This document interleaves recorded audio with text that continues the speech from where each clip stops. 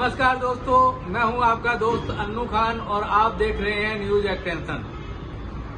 Budget 2023 इसकी निगाहें पूरी दुनिया की टिकी हुई थी और जब से जो आम जनता है वो अपना धीरे धीरे जोड़ती है और पूरा निगाहें बनाए रखता है कि किस तरीके से सरकार का बजट आएगा और उसको क्या फायदा मिलेगा।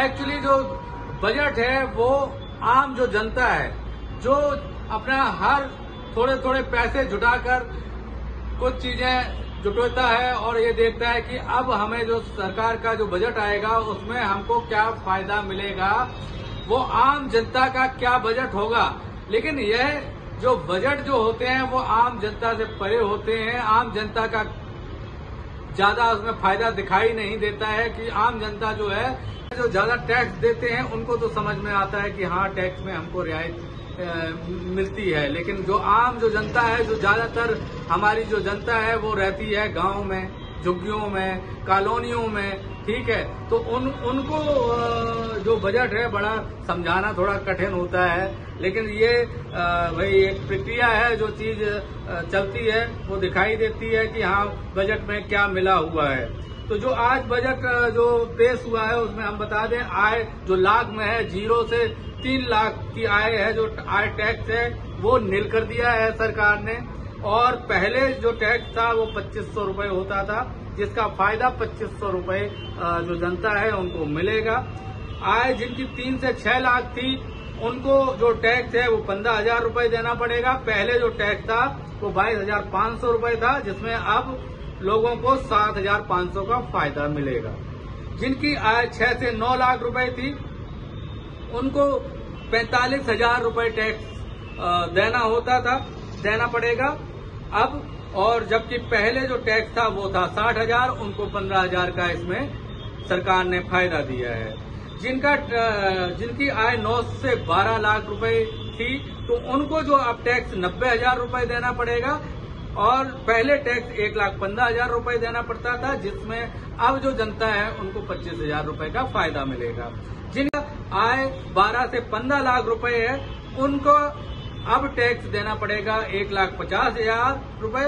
पहले जो टैक्स था 1,87,500 रुपए था, जिसमें जो बचत है 3,37,500 रुपए की बचत जो टैक्स पेयर हैं उनको होगी। तो सरकार ने ये फायदे दिए हैं और जो जनता है वो जो जनता से जो बात करी गई है हम लोगों ने, तो जनता ने यही कहा है कि जो आम जो बजट है वो मिला जुला असर है, जबकि लोगों का कहना है कि जो ज्यादा फायदा हम लोग देख रहे थे वो इस बजट में दिखाई नहीं दे रहा है। सरकार को कहीं ना कहीं जो जनता है जो महंगाई से जूझ रही है और जो जिस तरीके से कोरोना कोविड काल में जो 2 साल हमारे बीते देश के लोगों के और कई जो जिंदगियां हैं वो खत्म हो गई, परिवार चलाना जिन लोगों का मुश्किल हो रहा है, तो कहीं ना कहीं उन लोगों को ध्यान रखना चाहिए था।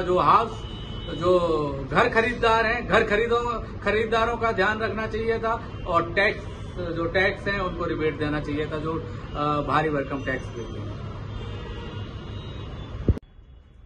मेरे साथ बिलाल खान हैं और वो एजुकेशन सेक्टर में हैं, एजुकेशन बच्चों की पढ़ाई कराते हैं। इनसे आज जानेंगे कि जो बजट 2023 सरकार द्वारा लाया गया उसमें इनका क्या कहना है और क्या फायदे हैं और क्या नुकसान हैं।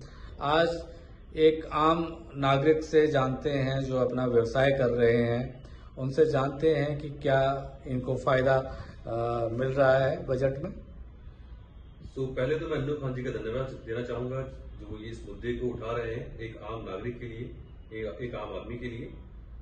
जो बजट 2023 आया है इसमें कुछ बहुत ज्यादा कुछ है नहीं एक आम नागरिक के लिए। देश का जो आम नागरिक है जो पिछले 3 साल में जो स्ट्रगल दौर से गुजरा है, चाहे वो कोरोना का दौर हो, इन्फ्लेशन का दौर हो या जॉब लॉसेस का दौर हो, जो अभी भी कंटिन्यूएशन में है, उनको इस बजट से कुछ राहत मुझे लगता नहीं कि मिली है।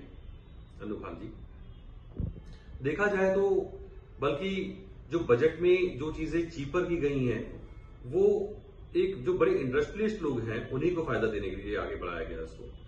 फॉर एग्जाम्पल इसके अंदर बहुत सारे जो मैन्युफैक्चरिंग यूनिट्स हैं, नहीं टैक्स में तो रिबेट दिया गया है गवर्नमेंट के द्वारा, जो टैक्स पहले ज्यादा देते थे अब कम देना पड़ेगा। देखिए एक आम आदमी जो 5 लाख एक मिडिल क्लास की बात करते हैं, कमा रहा है साल के अंदर, जिसकी टोटल इनकम महीने की 25 से 30 हजार रुपये महीना है, उसको इस बजट से भले ही उसको 10,000 रुपए का या 15,000 रुपए का टैक्स बच जाए साल का, 15,000 को अगर आप डिवाइड करेंगे 12 से तो वो हार्डली 1 या 1,500 रुपए महीना आता है। तो क्या ये 1-1,500 रुपए महीने की एक्स्ट्रा सेविंग उसको कुछ राहत देने वाली है? तो मुझे लगता नहीं कि वो बजट उन लोगों के लिए बनाया गया है। अपना ओपिनियन है कि एजुकेशन एक इतना बड़ा बर्डन है एक आम आदमी के लिए, एक आम नागरिक के लिए इस देश के अंदर, क्या उसमें राहत दी गई है? उसमें राहत कहीं भी नजर नहीं आई इस 2023 के बजट के अंदर। 2021 जो कोरोना दौर निकला, कोरोना काल के अंदर स्कूल्स ने बच्चों के अभिभावकों से, पेरेंट्स से 100% स्कूल फीस की वसूली की, जबकि स्कूल्स के जो खर्चे थे वो कुछ भी नहीं हुए, जो उसके ओवरहेड्स थे वो बिल्कुल नहीं रहे, बिजली का बिल उनका इतना नहीं आया, उनकी मेंटेनेंस इतनी नहीं हुई, सैलरीज इतनी नहीं गई, फिर भी अभिभावकों ने पूरी फीस अपनी दी है। उसको देखते हुए भी गवर्नमेंट ने यहां पे कोई कदम नहीं उठाए हैं।